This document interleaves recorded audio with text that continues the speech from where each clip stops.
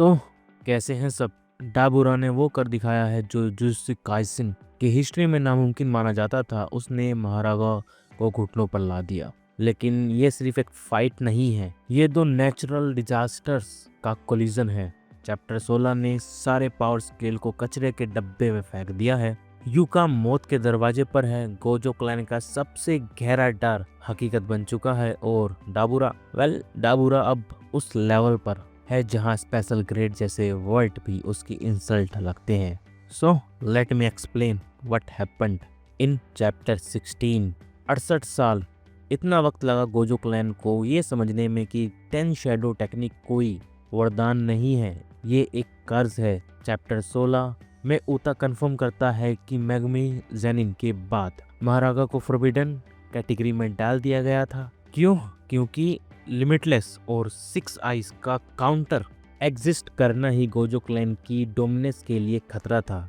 Because JJ के world में जो सबसे ज़्यादा ताकतवर क्लैन था वो था हमारा गोजो का क्लैन। एंड आफ्टर हमारा गोजो डाइड उसका क्लैन भी ख़त्म हो गया, जिसके कारण से उन्होंने 10 शैडो टेक्निक पर पाबंदियाँ लगा दी।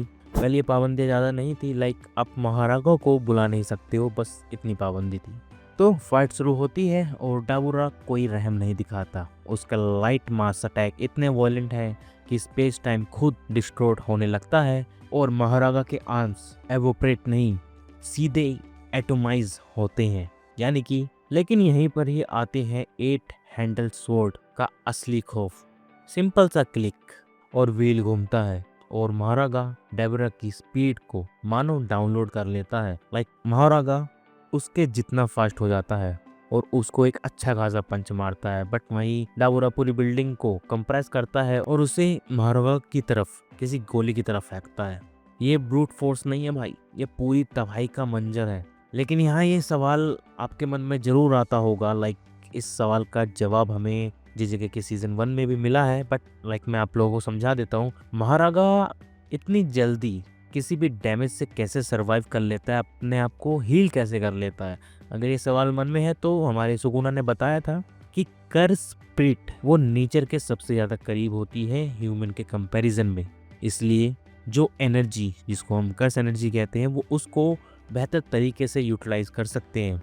एंड वहीं पर ही महारागा के हाथ में जो तलवार है वो एक पॉजिटिव एनर्जी को कैरी करती है, जिसके कारण से महारागा पर जब भी अटैक होता है वो पॉजिटिव एनर्जी यानी कि आरसीटी रिवर्स कर्स टेक्निक उसको बहुत ही फास्टली हील कर देती है।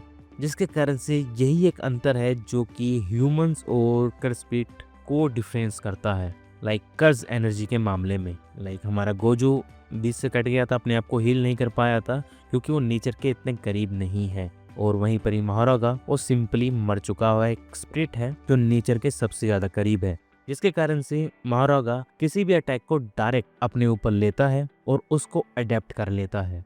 एंड यहीं पर ही हमारा डाबुरा भी समझ जाता है कि वो किसी इंसान या किसी फाइटर से नहीं, एक ऐसी मशीन से लड़ रहा है जो मौत को अपना रास्ता बना लेती है।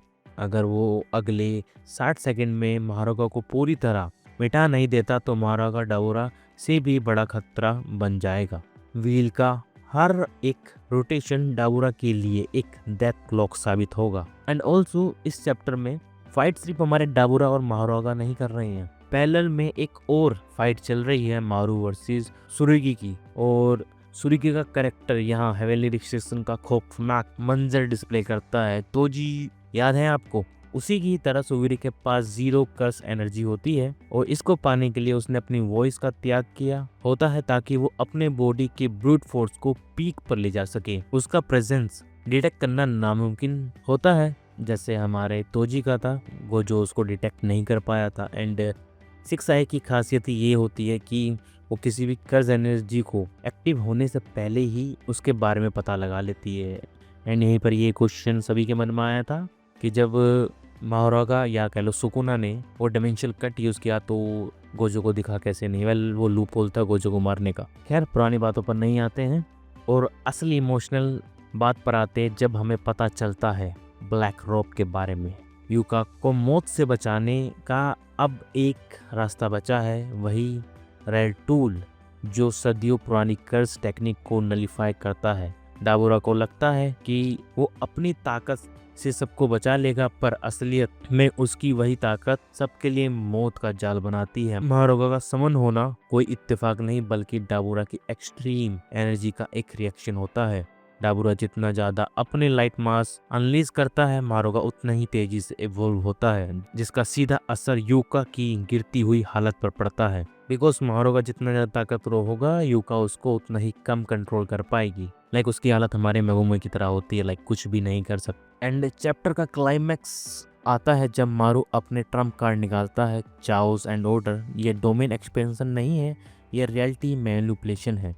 मोमेंटम खत्म हो जाता है, ग्रेविटी अनस्टेबल हो जाती है और फिजिक्स एक मजाक बन जाता है।